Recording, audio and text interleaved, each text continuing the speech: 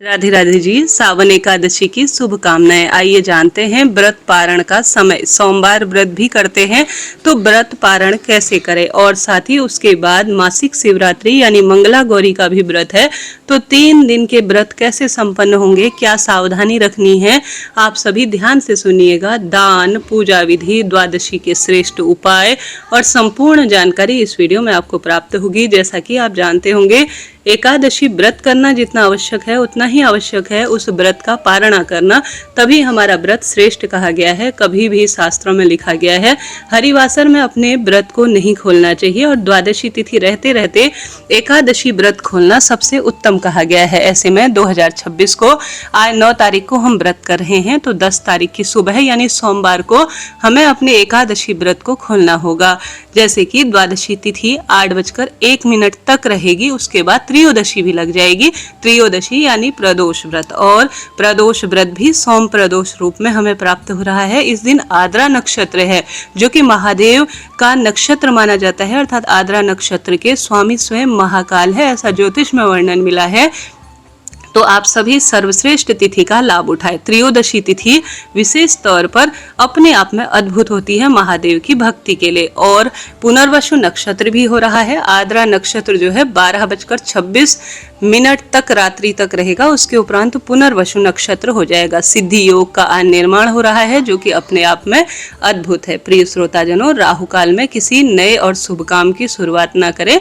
व्रत इत्यादि खोलने में कोई दोष नहीं है। 10 अगस्त सोमवार को राहु काल का समय 7:41 से 9:18 के आसपास है। प्रिय श्रोताजनों, आज चंद्रमा मिथुन राशि में और साथ के साथ कर्क राशि में संचार करेंगे। प्रिय श्रोताजनों, आप सभी जानते होंगे हमेशा भाग्य उदय की यह तिथि होती है। एक तो सोमवार, उस पर सोम प्रदोष, आद्रा नक्षत्र किसी चमत्कार से कम नहीं है। इस दिन का खूब लाभ उठाएं और भाग्य की रेखाओं को प्रबल करें। हमेशा इस बात का ध्यान रखें, द्वादशी पर चावल की महत्वता शास्त्रों में है। एकादशी पर तो चावल स्पर्श नहीं करते, वहीं द्वादशी पर चावल की बहुत महत्वता कही गई है। ऐसे में आप संभव हो तो आज रात्रि जागरण करें। जागरण न हो पाए तो यथाशक्ति तथा भक्ति अनुसार आप सभी ब्रह्म मुहूर्त में या सूर्य उदय के आसपास भगवान का नाम जाप करते हुए उठें। सोते समय भी आप मन मस्तिष्क में भगवान की छवि और नाम को, जाप को स्मरण करते हुए सोते हैं, तो वही हमारे आसपास विराजमान होता है। तो फिर जल्दी उठकर आप भगवान के समक्ष ही सोए। कहने का मतलब है रोज सोने वाले बिस्तर में ना सोए, इस बात का ध्यान रखें। उसके बाद अपने घर पर द्वार पर स्नान से निवृत्त होकर द्वार पर आप दीप दान करें। नहाने के पानी में द्वादशी पर तुलसी की लकड़ी और गंगा जल मिलाकर ओम नमो भगवते वासुदेवाय महामंत्र का स्मरण करना चाहिए। सूर्य भगवान को जल चढ़ाएं। ये छोटे छोटे नियम है जो एकादशी व्रत को सफल करते हैं।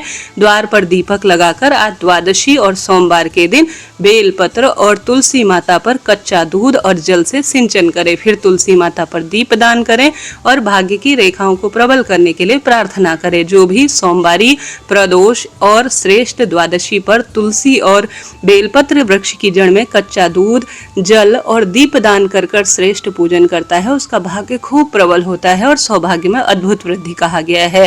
प्रिय श्रोताजनों, इसके बाद आप अपनी घर की रसोई में चावल बनाएं।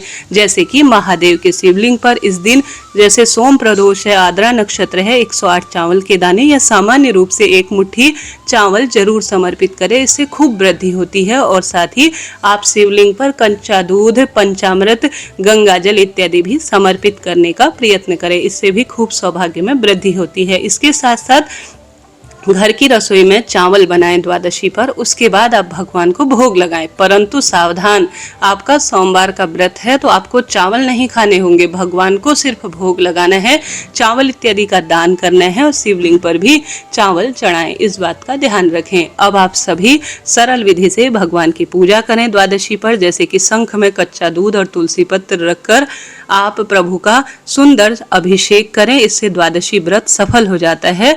और साथ ही शिवलिंग शिवलिंग की भी विधि विधान से पूजा करें। फिर क्षमा प्रार्थी हों और कहे कि हे श्री नारायण, आपने मुझे व्रत योग्य चुना। कई लोग मन कर्म वाणी से मन में प्रार्थना करते हैं कि मैं एकादशी व्रत करूंगी, परंतु किसी कारण से कर नहीं पाते, न तो उनका शरीर साथ देता है, न ऐसी परिस्थिति हो पाती है। ऐसे में आपको चुना है, यही सबसे सौभाग्य का विषय है।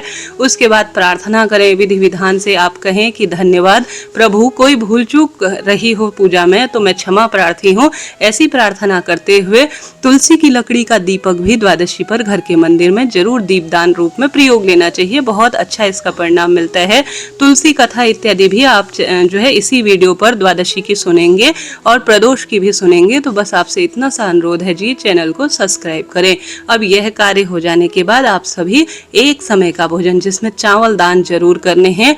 और विशेष तौर पर इस दिन कहा गया है, मैंने पद्म पुराण की कथा में पढ़ा कि दुग्ध, गौ दुग्ध तुलसी की मंजरी के साथ भगवान को भोग लगाकर उसे ग्रहण कर कर व्रत पारण करने का विधान कहा गया है। संभव हो तो आप गौ दुग्ध जो है भगवान को तुलसी मंजरी के साथ भोग प्रसाद रूप में समर्पित करें, चावल का भोग लगाएं और गौ दुग्ध के साथ अपना व्रत का एकादशी का पारण कर सकते हैं। परंतु अगर आप एकादशी व्रत करते हैं, कर चुके हैं और आप सोमवार भी व्रत करते हैं तो सिर्फ जल का पान करें जो कि भगवान को आपको भोग लगाना है। चाहे तो थोड़ा सा आप एकादशी व्रत पूर्ण हुआ ऐसी प्रार्थना करते हुए थोड़ा फल भी ग्रहण करते हैं तो इसका बहुत ही अच्छा श्रेष्ठ परिणाम मिलता है। तो यह कार्य भी आप कर सकते हैं व्रत पारण के समय। आज सूर्य उदय 6:05, सूर्यास्त का समय 6:49 के आसपास रहने वाला है। अभिजीत मुहूर्त जो कि हर कार्य की जीत का समय है 12:06 से 12:57 के मध्य रहने वाला है। प्रिय श्रोताजनों, आज का दिन बहुत ही चमत्कारी और श्रेष्ठ है। इसके साथ साथ आप सभी एक समय का भोजन जिसमें आटा, दाल, चावल, अन्न, वस्त्र, कुछ दक्षिणा रखकर आप अलग से थाली या थैली में निकाल कर रख दीजिए। या तो पंडित जी को घर पर बुला लीजिए भोजन करने, परंतु ऐसा संभव नहीं हो पाता है तो आप थोड़ा दान दक्षिणा निकाल कर अलग रख लीजिए या बच्चों के हाथ से मंदिर में भेजवा दीजिए। उसके बाद आप अपना व्रत, जैसे सोमवार व्रत करते हैं तो जल के साथ भगवान को जो जल या फल या तुलसी पत्ता खाकर एकादशी व्रत पूर्ण कर लीजिए। उसके बाद आप प्रार्थना करें, चाहे तो संकल्प लीजिए, नहीं तो आप प्रार्थना करें कि प्रभु मैं अब सोमवार व्रत करने जा रही हूँ, ऐसी प्रार्थना करें। अब सोमवार व्रत कैसे करें? देखिए, सोमवार व्रत फलाहार रूप में ग्रहण कर लिया जाता है। दिन में आप फल खा सकते हैं, कोई दिक्कत नहीं। 2 दिन के व्रत में कमजोरी बहुत आ जाएगी तो आप अन्न जो है शाम को ग्रहण कर सकते हैं। सोमवार व्रत में मीठा भोजन कर लिया जाता है। आप चाहें तो सिर्फ फलाहारी व्रत भी एकादशी और सोमवार का कर सकते हैं अगर शरीर में क्षमता है। नहीं तो सोमवार की शाम को मीठा भोजन कर लिया जाता है, कोई दिक्कत नहीं।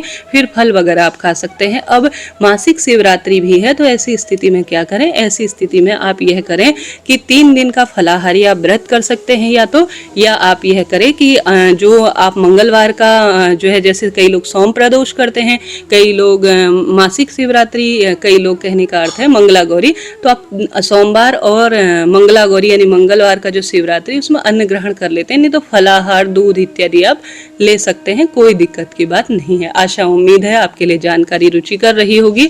व्रत पारण का समय जो है वह रहने वाला है सोमवार को 5:57 से 8 बजे के मध्य। फिर द्वादशी समाप्त हो जाएगी। ऐसे में 8 बजे के आसपास अपने व्रत का पारण कर लीजिएगा। ठीक है जी। कोई भी प्रश्न हो ना तो आप तुरंत पूछे, आपका अपना चैनल है, हर प्रश्न का उत्तर आपको मिलेगा। आशा उम्मीद है वीडियो उचित उपयोगी रहा होगा। फिर भी कोई बात हो तो आप पूछ सकते हैं। मैं आपकी अपनी नेहा जोशी अभी आपसे विदा लेती हूँ। राधे राधे जी।